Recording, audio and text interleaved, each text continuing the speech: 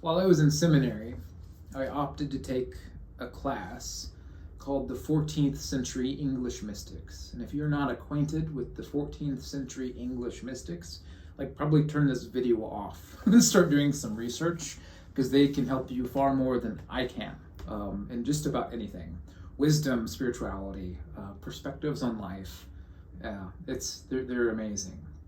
And the 14th century was a really interesting time, one that I think we should really seek to examine more closely and to think about with more seriousness, especially during our time, this pandemic time.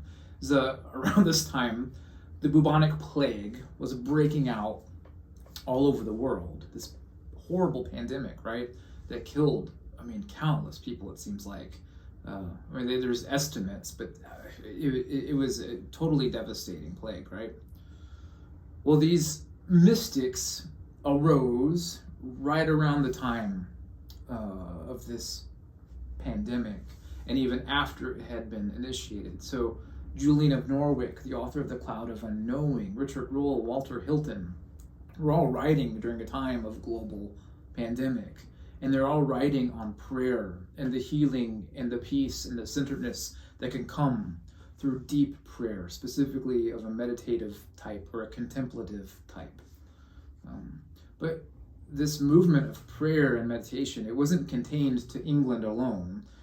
In the 14th century, there was other people, Germany, Belgium, the Netherlands, one of the greatest from the Eastern Orthodox tradition, Gregory Palamas, thousands of miles away from all these other people, also started writing more on mental stillness and meditation and things like that. And so there was this worldwide movement of meditation that was triggered by this time of global pandemic. So yes, there's a lot that we can learn from these mystics, and I highly encourage you to read go read some Gregory Palamas, go read The Cloud of Unknowing, go read Julian of Norwich, go read Walter Hilton. Just phenomenal stuff. Meister Eckhart also was around this time as well. Just absolutely phenomenal things that can help ground and root us during this time, this tumultuous time of pandemic, right? That was a much lengthier preface than I was thinking of getting. When I don't write things down, this is where my mind goes in different places. But I brought up the 14th century English mystics because one of the mystics that we were required to read was someone who was acquainted with Julian of Norwich. Her name was Margery Kempe. And her writings were probably my least favorite, and tend to be amongst people. Her writings were probably my least favorite in that class, but some of her one-liners or her quotes were some of the profoundest. And one of the quotes, she's having a vision, a conversation with Christ. And in this vision, Jesus tells her that nothing could please him more than when she just silences her mind and her body and just sits still before him, allowing him to do the work, and she relinquishes all of the work, right? As opposed to her trying to do the work of prayer, the work of connecting with Christ, it pleases Jesus more for her just to stop doing any of that and just to sit still and let God do the work, let Jesus do the work in her, through her, for her, right? And Jesus even says that nothing could please him more, even if she said the Lord's Prayer and meditated on it deeply 1,000 times per day, that wouldn't please him as much as it would if she were to sit silent and let him move through her soul and her heart and her mind. It's really profound stuff here. And it reminds me of something that Alan Watts once wrote in one of his earliest works called Behold the Spirit, one of my favorite books of all time. If you've not read it, you should. You really should. But this is what he says. When man communes with himself, he does not, unless he is a rather primitive mind, talk to himself in so many words. And this is just beautiful. He says, if God is nearer to us than we are to ourselves, there's no reason why we should have to talk to God when we commune with him. For talking suggests that God is not altogether here and now, within the very center of the heart and mind. Reading that, it just really shifted my perspective on what I thought prayer was. But it's so true, right? If God is closer to us than we are to ourselves, and if our bodies are God's temple, there really is no use for words. God knows the thoughts before we think them. God knows the prayers before we even feel like praying them, right? God knows. That should trigger some sort of response from us, right? That we can just simply let ourselves rest in God's presence, knowing that God already knows, knowing that God knows better than we know ourselves, right? So I invite you into this time of rest. I invite you into this time of stillness. I invite you into this time of faith. The act of meditation is really an act of faith.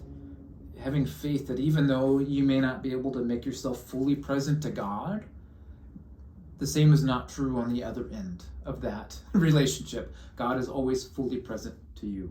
And even when you feel like the work of prayer is accomplishing nothing, trust, as Marjorie Kemp was invited to trust, that just simply by doing nothing, God is doing something through you.